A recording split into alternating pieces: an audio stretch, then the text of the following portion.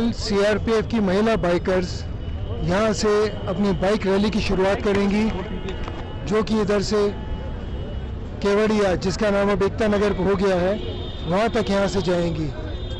CRPF की expedition सिर्फ श्रीनगर से ही नहीं, श्रीनगर के अलावा शिलोंग और कन्याकुमारी से भी शुरू होगा और वहाँ से चल के करीबन 10,000 किलोमीटर चलने के बाद में ये सारे 31 अक्टूबर को एकता नगर केवड़िया पहुँचेंगे, जो हमारे सरदार पटेल जी का जन्मदिन होता है। तो यही हमारे यहाँ से संदेश रहेगा, वीरांगनाएं, नारी शक्ति और देश की एकता और सर्वोत्ता के लिए।